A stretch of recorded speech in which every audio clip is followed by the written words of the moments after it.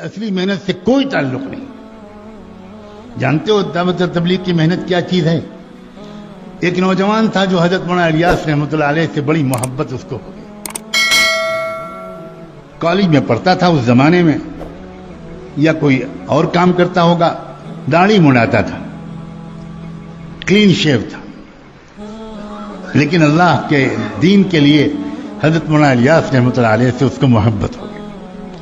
وہ دن بھر اپنا سارا کام سے فارغ ہو کر وہ جب حضرت کے رات میں آرام کرنے کا وقت آ جاتا تھا تو وہ خدمت کے لیے آتا تھا، اور اس نے اجازت لے لی اور بڑی محبت سے وہ حضرت کا بدن دباتا تھا کہ ذرا تھکے ہوئے ہیں دن بھر کے، تھوڑا آرام مل جائے.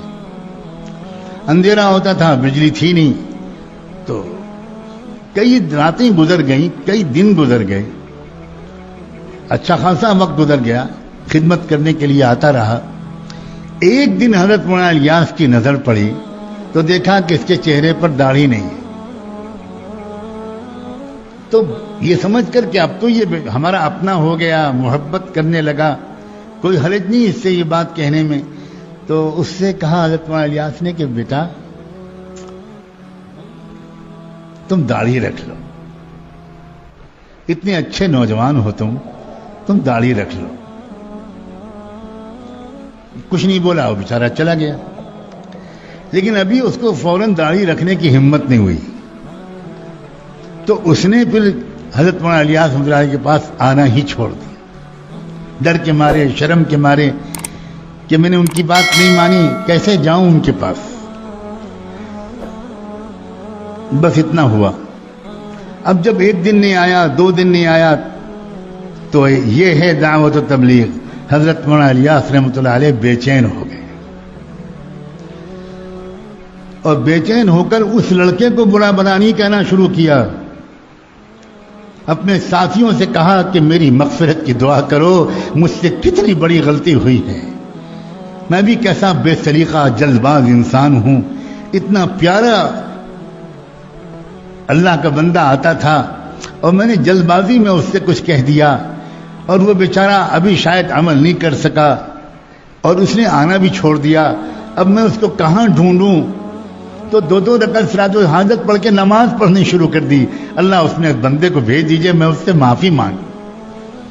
اللہ ایسا نہ ہو کہ میری موت ہو جائے، میرا وقت آ جائے اور میں اس سے معافی نہ مانگ چکا ہوں. اللہ بھیج دیجئے اس کو، مجھے سمجھ میں نہیں آتا میں کہاں تلاش کروں اس کو. چند دن کے بعد ان کی دعاؤں کی قبولیت کا یہ اثر تھا کہ وہ نوجوان شرمایا ہوا بہرحال آ گیا، لیکن آگے نہیں بڑھ رہا تھا. اب جب نظر پڑی حضرت مولانا الیاس کی، لپک کے اس کے پاس گئے، سینے سے لپٹا لیا، اس کی پیشانی کو چوما اور کہا بیٹا تم باقی بات بعد میں، میرے پیارے میں نے جلدی کر دی تھی، تمہارا دل دکھ گیا، مجھے معاف کر دو. ایک مومن کا دل دکھانا بہت بڑا گناہ ہوتا ہے، مجھے معاف کر دو. جب تک تم کہو گے نہیں کہ میں نے آپ کو معاف کر دیا، تب تک میں تمہارا ہاتھ دامن نہیں چھوڑوں گا. کہو کہ میں نے معاف کر دیا. وہ قدموں پہ گر گیا. اس نے کہا حضرت مجرم تو میں ہوں، معافی مجھے مانگنی چاہیے، میں سنت رسول پر عمل نہیں کرتا، آپ کا دل دکھایا، پھر آپ کی بات بھی میں نے نہیں مانی، آپ الٹا معافی مانگ رہے ہیں. بس آج سے میں وعدہ کرتا ہوں اب میں داڑھی کو کبھی شیو نہیں کروں گا. اللہ کے بندو، اے خدا کے بندو، دین کی اصل حقیقت کو سمجھو. جب کسی انسان کے اندر دین کی اصل حقیقت اترتی ہے تو یاد رکھنا اس کی نظر لوگوں کے ظاہر سے پہلے اور ظاہر سے زیادہ ان کے باطن پر پڑتی ہے. وہ لوگوں کی خوبیاں ڈھونڈ لیتے ہیں.